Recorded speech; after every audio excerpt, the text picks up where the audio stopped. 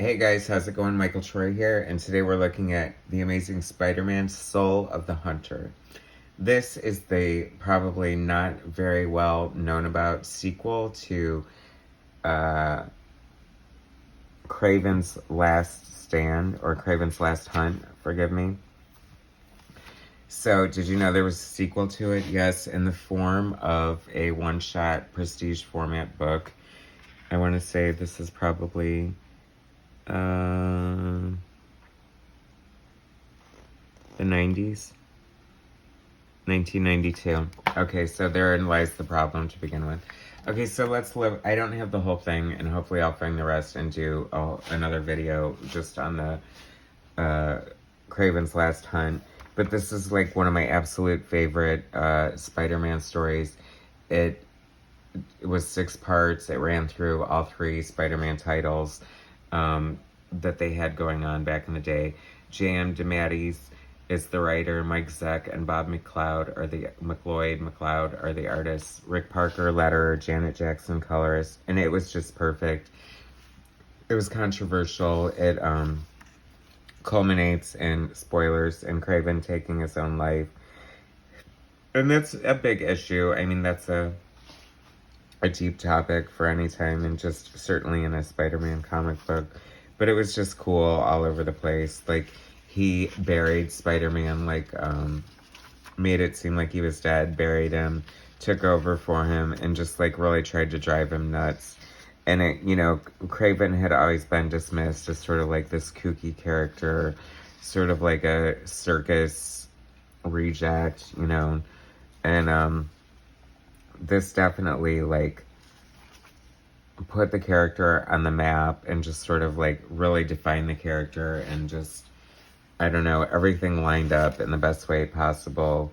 Like, the fact that Spidey was in his black costume at the time, it just gave it a lot of moodiness and sort of creepiness, and this vermin character is one of the foils in the story, and it's just so good. And, hell, I love Kraven. I mean, he looks like a, you know, an extra from the Village People, so what's not to love? Leopard print loincloth, you know, big porn stash, and just, like, the whole nine. So, hey, there you go. So, anyway, like I said, it did not end well for Kraven. He wound up taking his own life. It was very tragic. Very great story. I'm never a fan of killing characters, but I think in this particular case, it was especially poignant and meaningful. So any sequel is sort of going to take away from that, I feel. And it's so weird because I was so excited about the sequel to one of my favorite storylines, and the fact that it had the original creative team in check was, like, very cool for me. But I have to say it's pretty disappointing. So basically, the soul of the hunter, it's about Kraven's soul trying to leave Earth, and it can't. But this cover is just awful. It's the 90s. I think they're trying to do great things. Mike Zeck is drawing, and then Greg Zimmelman is like a painter painting over it. And it just looks cheesy to me. I don't know. He looks like the MyPillow guy right here. And just look, I don't know. It's just like the cheese ball effect is killing me. I hate the font on this grave, and just like the artificial sort of airbrushed look. I don't know. It's just not working for me on any level. If you remember with the cover for the original, like, Kraven's Last Hunt, like, they were just so moody and great and just, like, so iconic. And this is so not that. So J.M. DeMatteis, Mike Zeck, and Bob McLeod. It's funny, I feel like McLeod. Okay, we're gonna say McLeod because I think I thought it was McLeod, and then somebody corrected me because they thought it was McLeod too. So for the purposes of this video, we're gonna say Bob McLeod. Alright. And then there is a new colorer and letterer, and Steve Buccellato and Rick Parker. Here lies Sergei Kravinoff, Kraven the Hunter. He died with honor. That is such a lie.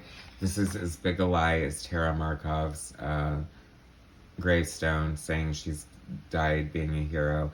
I don't know. I'm all sort of about truth and legacy and stuff. And I think that's sort of, I don't know. Like, I guess that's why we wind up with statues that we need to tear down, 100 years later, because we misrepresent the people that they represent. I mean, I don't think, like, I don't know. All the nuts and bolts should be here. Like, as far as Mike Zeck, Jam DeMatteis, and Bob McLeod, what a great creative team. But it's basically like this internal struggle and like this real psychological sort of story.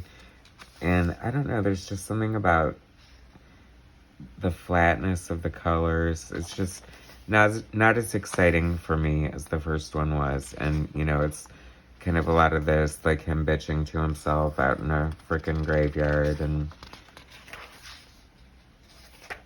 here comes Kraven looking wackadoodle with these bulged out eyes. And I don't know, he just looks silly like a ghost there. Who knows? I haven't read it in forever. Maybe it's the best story ever. It could very well be. But I don't know. There was just so much perfection about Kraven's Last Hunt that I feel like revisiting it was probably a mistake. Although I do want to give J.M. DeMatteis the benefit of the doubt because he is such a great writer that I'm sure that there is something to this, but I just don't think it was totally necessary. I love the snow effect here. That is fun. With his graves kind of all over the place being blown around the graveyard. So I'm guessing this is at a point where MJ and Peter were married. So this is why, things like Brand New Day or whatever, where they negate storylines, reboot them, do stupid things. It's like so alienating for comic book readers to like keep up with, to know what's canon and, stuff. As far as continuity is concerned, like, I don't really care. Oh, this did bother me that said there's a huge typo. They spelled Eternal Torment, and they spelled it Tormant. That really bugged me. Anyway, so that's the page there. But that actually looks pretty cool. Very, like, zombie. Like, very dark. So that is neat. I do like that. If you're going to have, like, a zombie Kraven.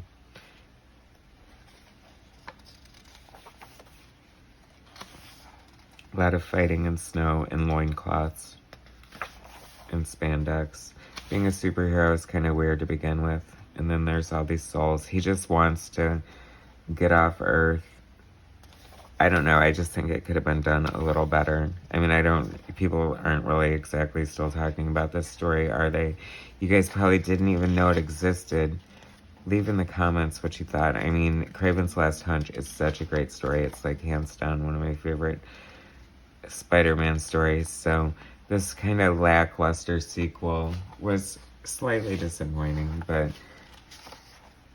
I don't remember being particularly mad at it when it came out, but I don't remember being particularly excited about it either. Spoilers. It's always darkest. It's always darkest before the dawn. There you go. So I guess he finally found his peace after all. Anyway, so like I said, I'll try to bust out the rest of the Last Hunt so we can get the real gist of the story. But anyway, this is the sequel. Not that exciting. If you're curious, I would say check it out. Have you guys read it? Let me know in the comments. I don't know. Anyway, thanks so much for watching. I super appreciate it. I super need these subscribers, so if you could subscribe, that would be awesome. Please like, share, subscribe, all that good stuff. Anyway, I'll bring you some more soon. Thanks, guys.